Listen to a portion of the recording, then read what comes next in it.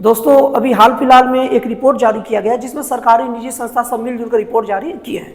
उस रिपोर्ट में यह पाया गया है कि हमारे देश में बुजुर्गों की संख्या बढ़ रही है।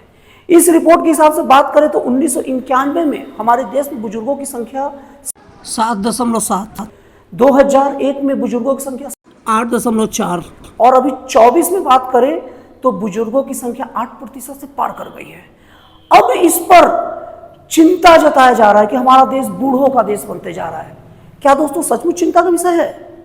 मैं बोलना चाह रहा हूं कि अगर बुजुर्गों की संख्या बढ़ रही है तो इसका मतलब ये हुआ ना भाई कि स्वास्थ्य सुविधाएं बढ़ रही है, लोगों की लाइफ लंबी हो रही है। क्योंकि लंबी लाइफ का मतलब ही है ना 60 पार कंफर्टेबली लोग कर रहे हैं, 60 पार वालों की संख्या बढ़ रही है। तो ये चिंता का विषय कैसे हुआ? 60 साल से ज्यादा लोग की संख्या बढ़ रही है, मतलब ऐसा है कि जो 40-50 की एज में जो बीमार पड़ रहे हैं उनका शरीर ज्यादा मेंटेन रह रहा है, तब तो 60 साल पार करने की संख्या बढ़ रही है। अब मैं आप लोगों को कुछ अलग अलग देशों की आंकड़े बताता हूं जिससे आपको समझ में बहुत आसानी होगी कि मैं क्यों ये बात बोल रहा हूं कि चिंता का नहीं, यह खुशी का विषय है। हम जाते हैं अफ्रीका का एक देश नाइजीरिया में। नाइजीरिया को जवानों का देश कहा जाता है। वहां जीवन प्रत्याशा 55% है, 55 कुछ प्रतिशत है। इसका मतलब यह है कि 55 साल और 56 साल के बीच में ही ज्यादातर लोग मर जाते हैं एवरेजली। अब वहां क्या बोला जाए, वो जवानों का देश तो है, क्या उनके लिए अच्छा होगा? क्योंकि 55 के एज में लोग मर रहे हैं तो इसका मतलब ये थोड़ी है कि 55 आए सरकारी आंकड़ा के हिसाब से मर रहा है, मर जा रहे हैं। नहीं, वो बेचारे 35 से 40 से ही उम्र से ही बीमार पड़ रहे हैं और 55 आते आते तक चले जाते हैं। अब मैं आपको थोड़े देर फिर इसी में आऊंगा, अभी थोड़ा देर आपको जापान लेके चलता हूं। जापान को बूढ़ों का देश, बुजुर्गों का देश कहते हैं, लेकिन जापान में आप जाकर देखिए तो आपको 100 से ज्यादा एज के लोग कॉमन मिल जाएंगे। ठीक, अब ध्यान से देखिएगा। और वहां पर 70-80 साल के लोग पार करना तो कॉमन बात है। तो भैया 70-80 साल कॉमनली हंसते खेलते पार कर रहे हैं, ज्यादातर लोग 100 पार के मिल ही जा रहे हैं। इसका मतलब क्या है? इसका मतलब ये है कि वो लोग जो 100 पार एवरेज कर रहे हैं, मतलब 70 साल के उम्र में ठीक ठाक है, तभी तो अगला 30 साल पूरा कर रहे हैं।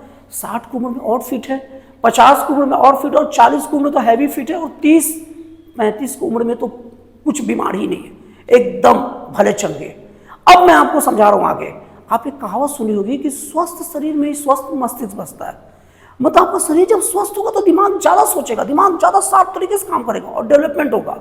तो देख लीजिए, नाइजीरिया में जवानों का देश जरूर है, लेकिन नाइजीरिया का जीवन प्रत्याशा क्या है? 55 साल, और उसके पहले बीमार तो ज्यादा रह रहे हैं, तभी तो मर जा रहे हैं। और नाइजीरिया एकदम पिछड़ा देश है, बहुत पिछड़े देशों की सूची में नाइजीरिया आता है। और जापान, जिसको बुजुर्गों का देश हम कहते हैं, वहां का देख लीजिए डेवलपमेंट, किससे छिपा नहीं भाई, जापान नाम सुन के ही समझ सकते हैं क्यों ऐसा होता है। क्योंकि जहां बुजुर्गों की संख्या बढ़ रही है, इसका मतलब यह है कि स्वस्थ लोगों की संख्या बढ़ रही है जो इजीली वो एज को पार करे, और वो एज को पार करे मतलब उसके पहले वाली एज 40-50-60 तक लोग स्वस्थ रह रहे हैं। और जब स्वस्थ रह रहे हैं तो उनको अपने शरीर की बीमारियों पर ध्यान कम देना पड़ रहा है और सारा ध्यान अपने डेवलपमेंट पर लगा रहे हैं, और इस तरीके से वो डेवलप कर रहे हैं और देश डेवलप हो रहा है। और बढ़ती मतलब बुजुर्गों की बढ़ती संख्या हमारे लिए शुभ संकेत है, ये चिंता का नहीं है, प्रसन्नता का विषय है। इस पर खुश होना चाहिए। और हमारा देश को देख भी लीजिए, अब एवरेज जीवन प्रत्याशा अभी 67 ईयर हो गया है, मतलब अब एवरेज 67 ईयर लोग जी रहे हैं। तो ये अच्छी चीज है और इसे अच्छी रूप में लेना चाहिए। और एग्जाम्पल भी देख चुके हो, बढ़ती बुजुर्गों की संख्या स्वस्थ लोगों के देश के रूप में गिनना चाहिए, और वो देश जल्दी डेवलप करते हैं।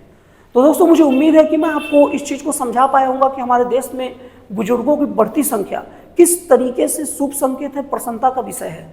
तो दोस्तों मेरा ये विचार कैसा लगा आप कमेंट में प्लीज बताइएगा। आप लोग कमेंट बहुत कम करते हो मेरे वीडियो पर। और फिर मिलते हैं अगले वीडियो में एक जन कल्याणकारी और एक राष्ट्रवाद से प्रेरित नए विचारों के साथ।